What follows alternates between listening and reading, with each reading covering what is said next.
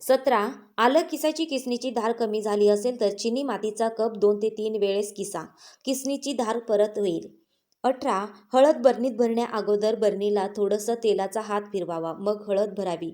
हळदीचा रंग बरणीला चिटकत नाही. 19. चपाती लाटताना पोळपाटाखाली वर्तमानपत्र ठेवा. सांडलेली पीठ गोळा करण्यास मदत होईल.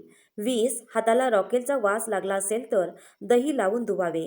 21. भाजी घट्ट होण्यासाठी हरभरा डाळीचे पीठ भाजून भाजीमध्ये 1 ते 2 चमचे घाला. भाजी घट्ट होते आणि अस्सल तरी येते. 22. विलायची मिक्सरमध्ये बारीक करायच्या अगोदर थोडीशी भाजून घ्यावी. इलायचीचे टरफल देखील आरामात बारीक होतात.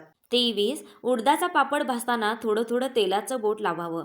पापड तळण्याची टेस्ट त्याला येते.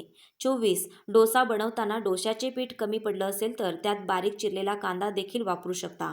25. काकडीची कोशिंबीर केल्यावर मीठ लगेच न टाकता